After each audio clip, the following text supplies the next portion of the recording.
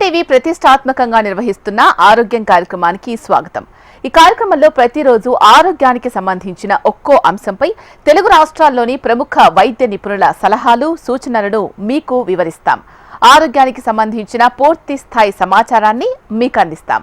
వ్యాధికి కారణాలు ఏంటి, వ్యాధి లక్షణాలు ఎలా ఉంటాయి, ఆ వ్యాధి రాకుండా ఎలాంటి ముందు జాగ్రత్త చర్యలు తీసుకోవాలి, వ్యాధి వచ్చిన తర్వాత ఎలాంటి జీవన శైలి అనుసరించాలి, ఎలాంటి సమతుల ఆహారం తీసుకోవాలి, వ్యాధి ప్రమాదం కాకుండా ఎలాంటి చర్యలు తీసుకోవాలి తదితర అంశాలపై డాక్టర్లు పూర్తి స్థాయిలో వివరణ ఇస్తారు.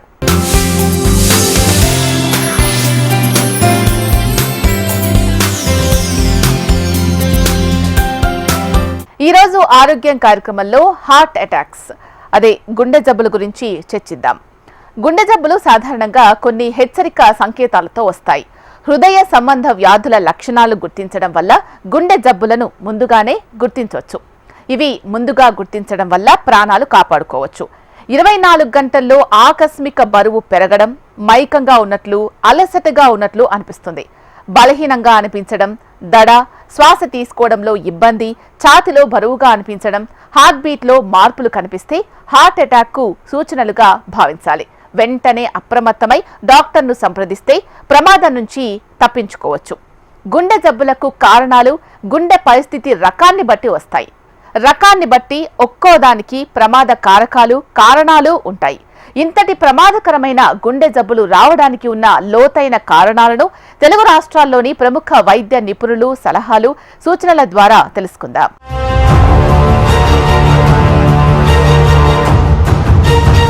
హార్ట్ అటాక్ అంటే హార్ట్లో నడాల ఆర్టరీ బ్లాక్లు ఉంటాయి. కారణాలు లిస్ట్ చేస్తే ఫస్ట్ షుగర్ మెయిన్ కారణం, బ్లడ్ ప్రెషర్ మెయిన్ కారణం, ఇవాళ లైఫ్ స్టైల్, మంది సిడెంటరీ లైఫ్ స్టైల్. ముందు మేము సైకిల్లో use to ride cycle and all. Nowadays మేము ఓన్లీ కూర్చునే ఉంటున్నాము, టీవీ చూస్తున్నాము. సిడెంటరీ లైఫ్ స్టైల్ దానికి చెప్తారు. సిడెంటరీ అంటే పని లేకుండా అన్ని easy ways of life. Number 2, దాంతోపాటు మేము మా ఫుడ్ హ్యాబిట్స్ ఇప్పుడు మనం పుట్టినప్పుడు పిజ్జాస్, బర్గర్స్ అవన్నీ లేదు. ఇప్పుడు అవన్నీ ఉన్నాయి. అవన్నీ processed foods are always harmful. High calorie diet, high carb diet, ఇవన్నీ నెంబర్ 1 కారణం. సో ఈ ఫెస్టివ్ సీజన్లో మనం ఇవన్నీ స్వీట్స్లు, సాల్ట్స్లు అవన్నీ అవాయిడ్ చేస్తూ ఉంటే we will avoid future heart attack. అంటే ఎప్పుడు వస్తుందో చెప్పలేము. బట్ ఇవన్నీ ప్రివెన్షన్ అంటే అది రాకుండా ఉండడానికి ఇవన్నీ మేము చేసుకునే ఉండాలి. So besides that sugar is మనకి అందరు తెలుసు, India is the diabetic capital of the world. అంటే డయాబెటీస్ వరల్డ్లోని most of the patients are Indians. Why? Because of Indian diet style, lifestyle and genetic also. ఫాదర్కి ఉంటే son, డాటర్కి కూడా రావచ్చు. అలాగా it will run in family. But అది కూడా అవాయిడ్ చేసుకోవచ్చు. We can delay it. So how to delay అంటే ప్రోగ్రెషన్కి ఎలాగ డిలే చేయాలి? మనం ఎక్సర్సైజ్ చేస్తూ, yoga, meditation, daily exercise and walking. ఇప్పుడు ఇక్కడ నుంచి 10 కిలోమీటర్స్ వరకు మేము సైకిల్ కూడా యూజ్ చేసుకోవచ్చు, వాకింగ్ కూడా చేసుకోవచ్చు బై అవాయిడింగ్ బైక్స్. అది వర్కౌట్. అది మేము తిండింది చాలా ఎక్కువ, calories requirement is very less. But మేము తిండింది morning breakfast and plus unprocessed food, cold drinks, smoking, alcohol, ఇవన్నీ అవాయిడ్ చేసి, ఇవన్నీ factors. Ultimately it will lead to heart blockages and all.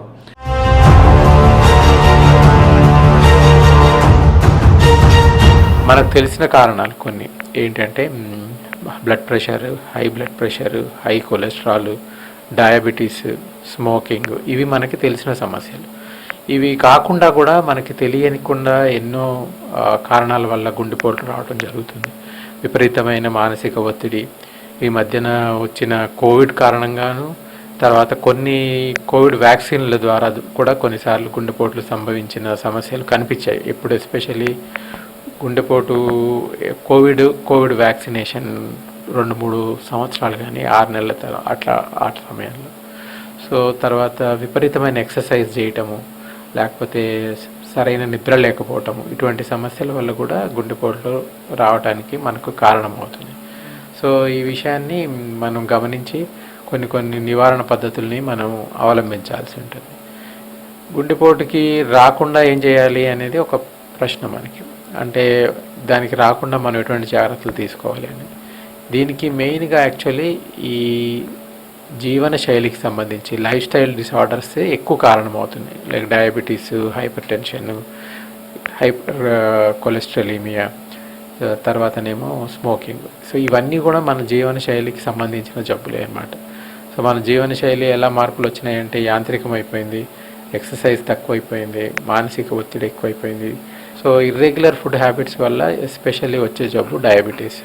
So ఈ డయాబెటీస్ వల్ల ఈ గుండె జబ్బు రావడానికి ఎక్కువ అవకాశం.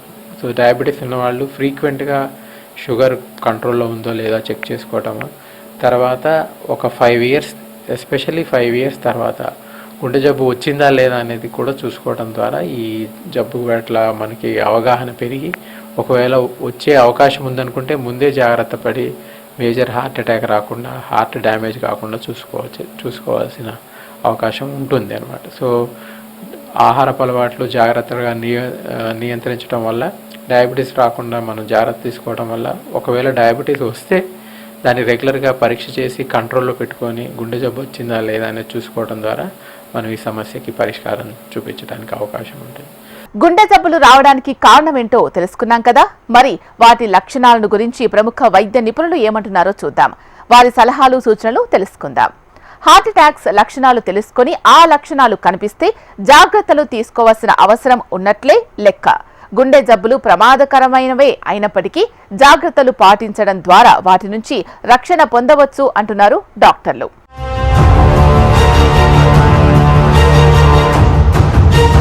ఇప్పుడు మామూలుగా ఏంటి అంటే మెయిన్ డయాబెటీస్, హైపర్ టెన్షన్ పేషెంట్స్లో కొంచెం జాగ్రత్తగా చూసుకోవాలండి ఆ లక్షణాలు అనేవి.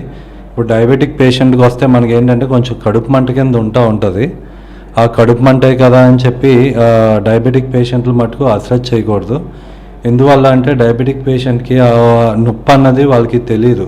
అంటే జనరల్గా మంటే కదా అనుకుంటారు. కానీ ఏ కడుపు మంట కింద, బాగా కడుపు మంట కింద ఏమైనా వచ్చినా కూడా అది కొంచెం మనం షుగర్ పేషెంట్లు అది హార్ట్ అటాక్ లాగే అనుకొని అది చూసుకొని లేదు అంటేనే గ్యాస్ట్రిక్ అది ట్రీట్మెంట్ పెట్టుకోవాలి. దానికి ఏ విధంగా అంటే ఫస్ట్ జనరల్గా ఒక ఈసీజీ తీసుకుంటాము. ఈసీజీ అంతా బాగానే ఉంది అంటే మనకి నెక్స్ట్ పర్లేదు అని చెప్పి మనం అనుకోవచ్చు అండి. అప్పుడు గ్యాస్ట్రిక్ కింద మనం నిర్ధారణ చేసుకోవాలి. అలాగే జనరల్గా లక్షణాలు ఏంటి అంటే ఎడమవైపు ఛాతీ వైపు అది నొప్పి వస్తుంది. అది ఎడమవైపు చేతికి కానీ అలాగే మనకి పైన మెడ భాగానికి కానీ లాగుతుందండి. అలాగే 2 అడుగులు ఏగానే కొంచెం ఆయాసం కింద వస్తుంది అన్నా కూడా కొంచెం బీపీ పేషెంట్లు కానీ ఏమైనా 2 అడుగులు వేయగానే కొంచెం ఆయాసం కింద వస్తుంది అందా కూడా కొంచెం హార్ట్ అటాక్ లక్షణం కింద భావించి వెంటనే హాస్పిటల్కి వచ్చి తగిన టెస్ట్లు ఫస్ట్ ఈసీజీ తీసుకోవడం, ఈసీజీలో అయినా ఇబ్బంది ఉంటే 2D ఎకో తీసుకోవడం, లేదు అనుకుంటే కనుక దాంట్లో కూడా బాగుంది అంటే కనుక కొంచెం టీఎంటీలకు వెళ్ళడం, అలాగ దాంట్లో అయినా ఇబ్బంది ఉంది అంటే నెక్స్ట్ అయినా యాంజియోలు చేసుకోవడం, అలా చేసుకుంటూ ఉండాలి. అది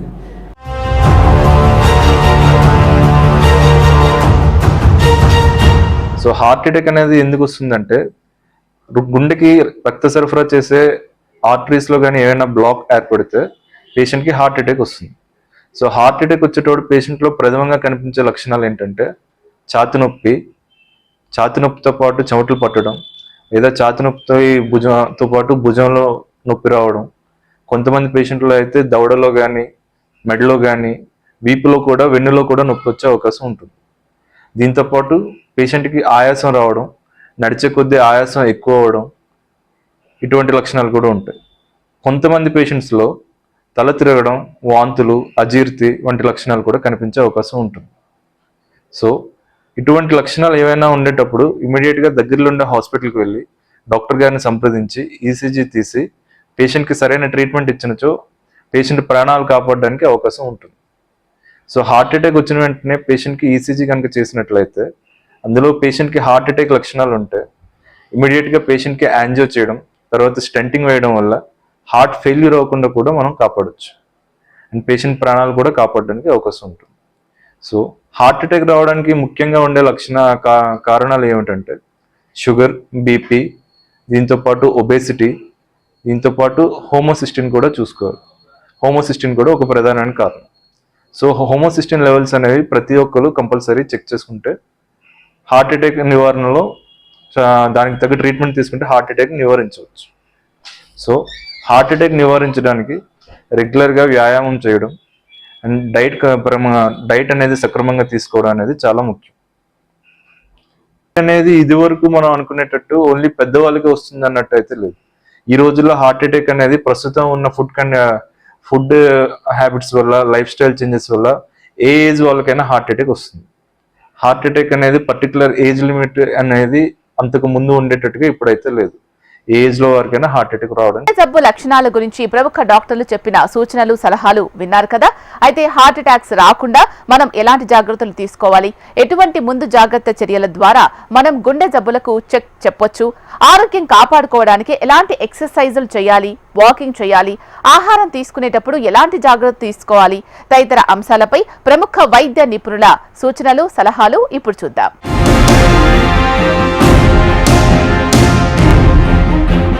గుండెపోటు రాకుండా ఉండాలంటే మీరు యాక్టివ్ లైఫ్ స్టైల్ని అలవాటు పడి ఉండాలి.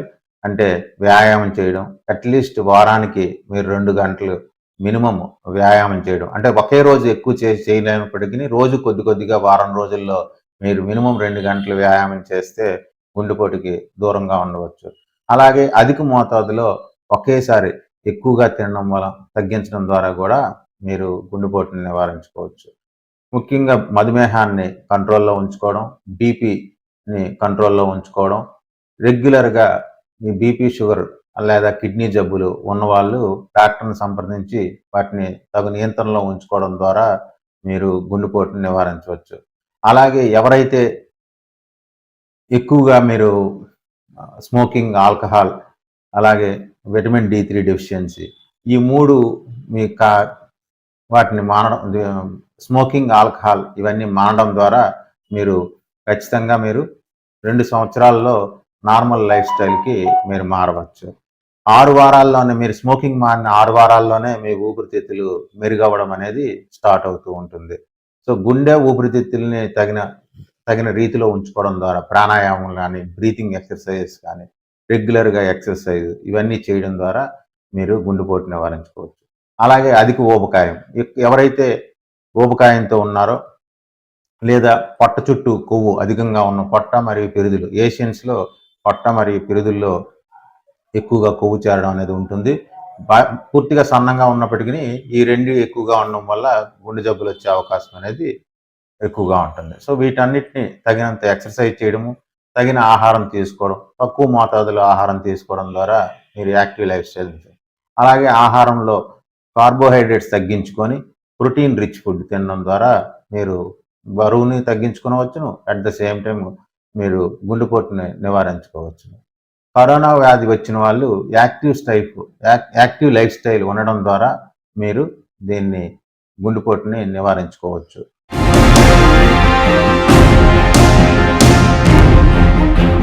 ఈ యొక్క గుండెపోటు రాకుండా ఉండడానికి ఏమేం చేయాలంటే బేసిక్ స్క్రీనింగ్, అంటే diabetic screening, regular hypertension, BP checkup, cholesterol level, thyroid level ఇవి కంపల్సరీ చెక్ చేసుకోవాలి. వీటితో పాటు ముఖ్యంగా ఫిజికల్ యాక్టివిటీ మినిమం వారంలో ఒక 5 రోజులైనా ఫిజికల్ యాక్టివిటీ, ఒక 45 నిమిషాలు, వారంలో ఒక 45 నిమిషాలైనా మనం ఫిజికల్ యాక్టివిటీ, వ్యాయామానికి టైం ఇవ్వాలి. ఎంత బిజీ ఉన్నా this is the most important physical activity. So ఒక వారంలో ఒక 5 days కంపల్సరీ వాళ్ళకి ఎట్లా వీలవుతే అలా వాకింగ్ కానీ, స్విమ్మింగ్ కానీ, సైక్లింగ్ కానీ, సో కంపల్సరీ వ్యాయామం అనేది కంపల్సరీ అండి. దీనితో పాటు ముఖ్యంగా రీసెంట్ టైమ్స్లో ప్రాబ్లం ఎక్కడవుతుందంటే అవర్ డైట్ కల్చర్, కంప్లీట్గా డైట్ అనేది చేంజ్ అయిపోయింది. వెస్టర్నైజేషన్ ఆఫ్ డైట్, లేదంటే స్పైసీ ఫుడ్, ఆయిల్ ఫుడ్ ఎక్కువ ఉన్నది, ప్రాసెస్డ్ ఫుడ్ అంటాం, అంటే ఎక్కువ మనము ప్రాసెస్ చేసి ఆయిల్లో మరిగించిన ఫుడ్ తినడం, లేదంటే పిజ్జాలు, బర్గర్లు ఇవి ఎక్కువైనాయి. వీటిలో హై కొలెస్ట్రాల్ డైట్ ఉంటుంది. కాబట్టి అందరికీ మేము చెప్పే సూచన ఏంటంటే డైట్ అనేది చాలా important for cardiac stroke prevention. కాబట్టి ఎక్కువ ఇంపార్టెంట్ డైట్ ఏది తీసుకోవాలంటే ఆకుకూరలు, ఫ్రూట్స్, ఎస్పెషల్లీ ఆకుకూరలు, ఫ్రూట్స్ అండ్ వెజిటేబుల్స్ కంపల్సరీ ప్రతి పోర్షన్ ఆఫ్ డైట్లో, అంటే బ్రేక్ఫాస్ట్లో, లంచ్లో, డిన్నర్లో కంపల్సరీ వెజిటేబుల్స్ అండ్ ఫ్రూట్స్ ఉండేటట్టు చూసుకోవాలి. That is the most important for prevention of cardiac disease. So previously 60 సంవత్సరాలు దాటిన వాళ్ళకి కార్డియాక్ డిసీజు ఉండే అనే అపోహ ఉండే, కానీ ఇప్పుడు ఏజ్తో సంబంధం లేకుండా యంగ్ ఏజెస్ ఉన్నాయి. That is called pre mature cardiac deaths అంటారండి. ప్రీ మెచ్యూర్ అంటే 40 సంవత్సరాలు నుంచి 60 సంవత్సరాల మధ్యలో గుండెపోటు రావడాన్ని ప్రీ మెచ్యూర్ కార్డియాక్ డెత్స్ అంటారు. So most common causes pre mature cardiac disease కారణాలు ఏంటంటే, ఒకటి కొలెస్ట్రాల్, అంటే వంశం పారంపర్యంగా కొలెస్ట్రాల్ ఎక్కువ ఉండడం, లేదంటే ఈ diet habit, smoking and stress. ఇప్పుడు యూత్ అంతా ఎక్కువ స్ట్రెస్లో ఉంటున్నారు, అయితే నిరుద్యోగ సమస్య ఉండొచ్చు, లేదంటే వేరే పర్టికులర్ ఉండొచ్చు. Stress also one important cause for pre mature cardiac deaths, cholesterol. And చాలా మందిలో ఇంకొకటి ఏంటంటే, ఈ స్మోకింగ్ చేయడం వల్ల రక్తం శాతంలో హీమోగ్లోబిన్ శాతం పెరుగుతుంది. దాన్ని పాలిసైథీమియా అంటారు, మెడికల్ లాంగ్వేజ్లో పాలిసైథీమియా అంటారు. సో దానివల్ల రక్తం చిక్కనై యంగ్ స్ట్రోక్స్ వస్తున్నాయి. This is mostly due to smoking. ఈ స్మోకింగ్ గుట్కా వల్ల హీమోగ్లోబిన్ శాతం పెరిగి దానివల్ల కూడా గుండెపోట్స్ వస్తున్నాయి. కాబట్టి స్మోకింగ్ అండ్ ఆల్కహాల్ వీటికి కూడా దూరంగా ఉండాలి. ఇవి తగు జాగ్రత్తలు తీసుకోవాలి. గుండె జబ్బులు రాకుండా ఎలాంటి ముందు జాగ్రత్త చర్యలు తీసుకోవాలో అన్న అంశంపై ప్రముఖ వైద్యులు చెప్పిన సూచనలు, సలహాలు విన్నారు కదా. అయితే ఇప్పటికే గుండె జబ్బులతో బాధపడుతున్న వారు ఎలాంటి జీవన శైలి అలవర్చుకోవాలి, ఎలాంటి క్రమశిక్షణను పాటించాలి, ఉదయం లేచినప్పటి నుంచి రాత్రి పడుకునే వరకు ఎలాంటి నియమాలు వారు పాటించాలి, శారీరక మానసిక ఆరోగ్యాలు పెంచుకోవడానికి ఏం చెయ్యాలి అన్న అంశాలపై మరికొంతమంది వైద్యులు విపులంగా వివరించనున్నారు. గుండె జబ్బులు వచ్చి ఇప్పటికే మందులు వాడుతున్న వారు సైతం ఈ నియమాలు పాటిస్తే ఖచ్చితంగా మేలు జరుగుతుంది.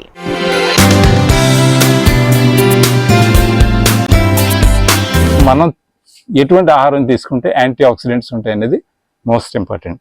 సో ఫస్ట్ థింగ్ ఏంటంటే, మీరు ఏది తీసుకున్నా న్యాచురల్ ఫుడ్, ప్రాసెసింగ్ అనేది కానిది తీసుకోండి. ఉదాహరణకి ఆయిల్స్ తీసుకున్నారనుకోండి, మీరు సొంత గానుగలు చేసిన ఆయిల్, ఉదాహరణకి నువ్వుల నూనె, వాళ్ళు ఏం చేస్తారు, ప్రెస్ చేసి తీస్తారు, ఓన్లీ ప్రెస్సింగ్.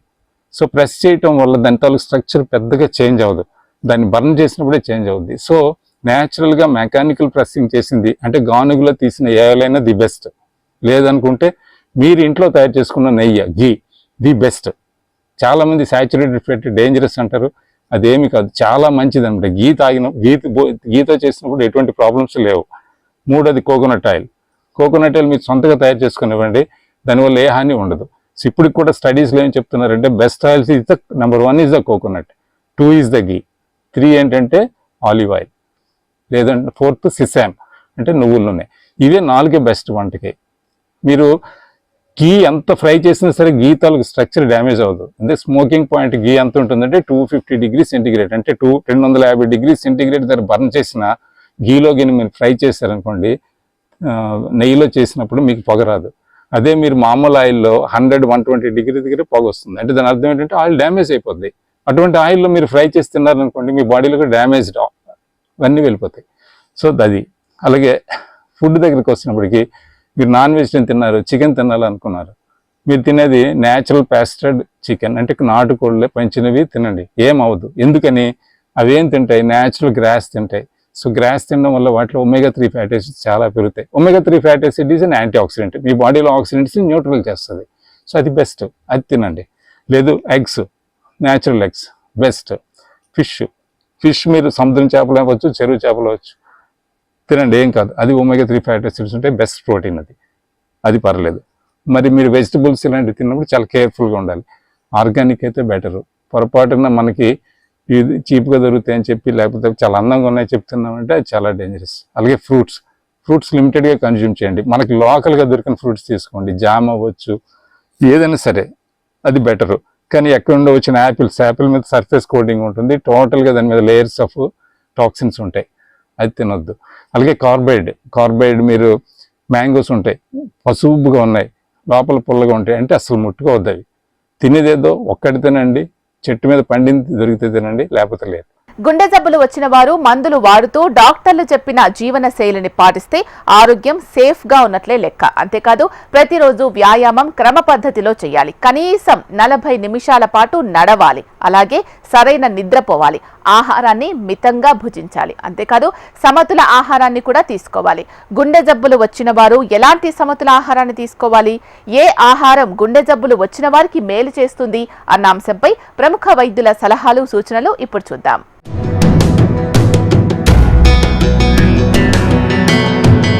లైఫ్ స్టైల్లో మొదటిది ఆహారం, ఆ తరువాతే వ్యాయామం, మిగతావన్నీ వ్యసనాలు. ఆహారం సరి అయింది తీసుకొని వ్యసనాలు లేకుండా ఉండి మినిమం వ్యాయామం ఉన్నా పని చేసుకున్నవాడికి వ్యాయామం అక్కర్లేదు. ఒక ఎలక్ట్రీషియన్ అవ్వచ్చు, ఒక ప్లంబర్ అవ్వచ్చు, ఒక రిక్షా అవ్వచ్చు, ఒక ఆటో డ్రైవర్ అవ్వచ్చు, వాళ్ళకి ఎక్సర్సైజ్ అక్కర్లేదు. ఓన్లీ సాఫ్ట్వేర్ ఇంజనీర్ లాంటి వాళ్ళకి ఎక్సర్సైజ్ అవసరం. అంచేత ఆహారం ఏమిటి అంటే మేము ఇప్పుడు అంత అమృత ఆహారం చెప్తున్నాం. ఆహారంలో పోషకాలు ఉన్న దేవుడు పెట్టిన పోషకాలన్నీ మనకి అందాలి అంటే అది ఉడకబెట్టకపోతే అంతే. ఉడకబెట్టిన ఆహారంలో పోషకాలు 100% ఉంటాయి. అవి వండినప్పుడు తగ్గిపోతాయి అని చెప్పి సగం ఉడకబెట్టండి, సగం వండుకుని మంచుకొని తినడం, ఈ కాంబినేషన్ చెప్తున్నాం. చాలా బాగా వర్కౌట్ అవుతుంది. ఈరోజు ఒక పెద్ద ఇంజనీర్ హైదరాబాద్ నుంచి వచ్చి ప్రపంచమంతా తిరిగాడు. 85 సంవత్సరాలు రిటైర్డ్ ఇంజనీరు. అంత పెద్ద అయినా 3 కొడుకులు అమెరికాలో ఉన్న అతను ఇతనికి వచ్చి ఈవేళ ఆహారం నేర్చుకోవడానికి వచ్చాడు. It is ruling the world. ప్రపంచంలో ఏదైనా అద్భుతం ఉందంటే ఆహారం, అమృత ఆహారం. అది మారితే సరిపోతుంది. తర్వాత ఆహారం రాత్రిపూట తినకూడదు. మనిషికి 1 పూట 2 పూటలే మన ఆహారం. సాయంత్రం 4 నుంచి ఉదయం 8 గంటల వరకు తినకుండా ఉండి ఒకవేళ తినాలంటే మంచినీళ్ళు తాగడం, నట్స్ కొద్దిగా, బాదం పిక్కలు, నువ్వులు, వేరుశెనగ గుడ్లు పచ్చివి, వేపడం ప్రసక్తే లేదు. ఈ పచ్చివి తింటే అది తిన్న కింద లెక్క వస్తుంది. ఆహారం తినడం వలన ఎంత లాభమో 1 పూట తినకపోవడం వల్ల 20% ఎక్స్ట్రా హెల్త్ వస్తుంది. 20 సంవత్సరాల లైఫ్ ఎక్స్పెక్టెన్సీ పెరుగుతుంది. రాత్రిపూట తినకపోతే 3 క్లీనింగ్లు అవుతాయి మన ఒంటికి. ఆ క్లీనింగ్ ఎవరూ చేయక్కర్లేదు. సెల్యులర్ లెవెల్ అంటే కణజాలం. ఒక కంటిలో 10 కోట్ల కణాలు ఉంటాయి. ఎవరు వెళ్ళి కంటికి క్లీన్ చేస్తారు? మన శరీరంలో క్లీనింగ్ మెషిన్స్ ఉన్నాయి. ఆ మెషిన్స్ పనిచేయాలంటే రాత్రిపూట ఆహారం తినకూడదు. తింటే 3 మెషిన్లు పడుకుండిపోతాయి. వాటికి స్విచ్ ఆన్ చేయటం, ట్రిగ్గర్ ఆన్ చేయటం ఎలాగవుతుంది అంటే ఫాస్టింగ్.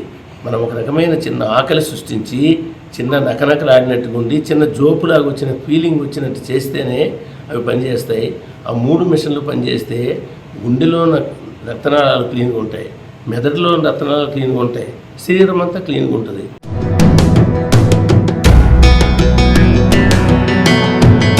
మనం సిరిధాన్యాలు అవన్నీ తీసుకునే వాళ్ళం. అందువల్ల వాళ్ళకి వ్యాధులు అనేవి పాత తరం వాళ్ళకి ఎక్కువ వయసు వచ్చినప్పటికీ గుండెపోటు లక్షణాలు అనేవి చాలా తక్కువ, గుండెపోటు రావడం అనేది చాలా తక్కువ మందిలో జరుగుతుంది. ఇప్పుడు వ్యాయామం లేకపోవడం, 2 ఆహారపు అలవాట్లలో తేడా ఉండడం వల్ల ఇప్పుడు యువత కూడాను తక్కువ వయసులో కూడా గుండెపోటు బారిన పడుతున్నారు. ఇది ఎందువల్ల అంటే జంక్ ఫుడ్ తినడం వల్ల, అంటే ప్రిజర్వ్డ్ ఫుడ్స్ తినడం వల్ల, లేస్, చిప్స్ లాంటివి, కూల్ డ్రింక్స్, అలాగే బిర్యానీస్, ఎక్కువ హై ఫ్యాటీ ఫుడ్ ఉన్నవి తీసుకోవడం ద్వారా ఊబకాయం బారిన పడుతున్నారు. అదేవిధంగా తగు వ్యాయామం లేకపోవడం, అలాగే శారీరక శ్రమ తక్కువ ఉండడం. రెండోది ఏంటంటే ఎక్కువసేపు ఈదర్ వైట్ కాలర్ జాబ్స్ ఉన్న వాళ్ళు, అంటే ఎక్కువసేపు ఎండలోకి ఎక్స్పోజర్ లేని వాళ్ళు. ఇప్పుడు చిన్నపిల్లలు కూడాను ఎండలో ఆటపాటలు లేకపోవడం వల్ల కూడా విటమిన్ D3 డెఫిషియన్సీకి గురవుతున్నారు. దాని ద్వారా గుండెపోటు రిస్క్ అనేది, గుండెపోటు కంటే కూడా దాంట్లో కొలెస్ట్రాల్ మెకానిజం అనేది మార్పులు అవుతుంది. జనరల్గా ఈ కొలెస్ట్రాల్ మంచి కొలెస్ట్రాల్గా మారడానికి లేదా మంచిగా ఉపయోగపడడానికి కారణం ఏంటంటే విటమిన్ D3 లోపం వల్ల కొలెస్ట్రాల్ మెకానిజంలో తేడా రావడం వల్ల మీరు ఈజీగా లావుగా అవ్వడం, ఇట్లాంటివన్నీ జరుగుతాయి. తద్వారా మీకు గుండెపోటు వచ్చే రిస్క్ అనేది పెరుగుతుంది. సో ఉదయాన్నే గోధూలి వేళ అంటారు, అంటే ఉదయాన్నే ఆవులు వెళ్ళే టైంలో, అంటే 7:30 నుంచి 9 మధ్యలో, అలాగే సాయంకాలం 4:30 నుంచి 5:30 మధ్యలో ఎండకి మీరు ఎక్స్పోజ్ అవ్వడం ద్వారా తగిన విటమిన్ D3 గ్రహించబడుతుంది. సో ఎలా విటమిన్ D3 వస్తుంది అంటే మీకు దుస్తులు వదులుగా వేసుకొని, తక్కువ దుస్తులు వేసుకొని ఎండకి ఎక్స్పోజర్ అవ్వడం ద్వారా మీరు విటమిన్ D3ని గ్రహించవచ్చు.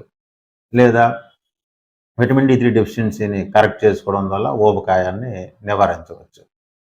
ఇప్పుడు విటమిన్ చాలా మందిలో వెయిట్ కలర్ జాబ్స్ ఉన్న వాళ్ళు, అలాగే స్టూడెంట్స్ వీళ్ళందరికీ కూడా విటమిన్ D3 తక్కువ ఉండడం అనేది కూడా ఈ గుండెపోటుకి అధిక ముప్పుగా పరిగణించబడుతుంది. గుండె జబ్బులతో బాధపడుతున్న వారు సక్రమంగా డాక్టర్ల ప్రిస్క్రిప్షన్ ప్రకారం మందులు వాడతారు. అయితే ఆ మందుల వల్ల కొన్ని సైడ్ ఎఫెక్ట్స్ ఉంటాయి. ఆ సైడ్ ఎఫెక్ట్స్ ఎలా ఉంటాయి, వాటిని ఎలా నివారించుకోవాలో ఇప్పుడు తెలుసుకుందాం. ప్రముఖ వైద్య నిపుణుల సలహాలు, సూచనలు ఇప్పుడు చూద్దాం.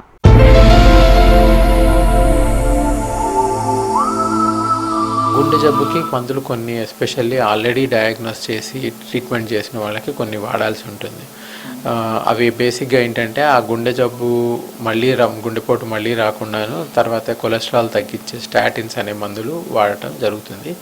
కానీ ఈ మందులు వాడటం వల్ల వచ్చే బెనిఫిట్స్ కంటే రిస్క్ చాలా తక్కువ. సో మందులు మానేయటం ద్వారా రిస్క్ చాలా పెరుగుతుంది. అందుకే ఈ యాంటీప్లేట్లెట్ డ్రగ్స్, ఆస్పిరిన్, క్లోపిడోగ్రిల్ అనేవి, తర్వాత స్టాటిన్స్, కొలెస్ట్రాల్ తగ్గించే మందులు, ఇవి వాడటం ద్వారా చాలా వరకు 90% టైమ్స్ బెనిఫిటే జరుగుతుంది. చాలా తక్కువ మంది పేషెంట్లలో జాగ్రత్తగా వాడటము, లేకపోతే డోస్ తగ్గించి వాడటము, ఇటువంటి మెజర్స్ ద్వారా మనకి వచ్చే సైడ్ ఎఫెక్ట్స్ తగ్గించుకోవచ్చు. కానీ సైడ్ ఎఫెక్ట్స్ కంటే బెనిఫిట్సే ఎక్కువ ఉంటాయి. ఫ్రీక్వెంట్గా డాక్టర్ని కన్సల్ట్ చేసి మానిటర్ చేసుకొని ఆ మందుల డోసుని దానికి అప్రాప్రియేట్గా వాడటం ద్వారా దానికి వచ్చే సైడ్ ఎఫెక్ట్స్ని తగ్గించుకోవచ్చు. మనం చూసారుగా ఆరోగ్యం కార్యక్రమంలో ఈ రోజు హార్ట్ అటాక్స్ పై సమగ్ర అవగాహన కార్యక్రమాన్ని చూసాం కదా. మరో ఎపిసోడ్లో మరో ముఖ్యమైన ఆరోగ్య అంశంపై మళ్ళీ కలుద్దాం.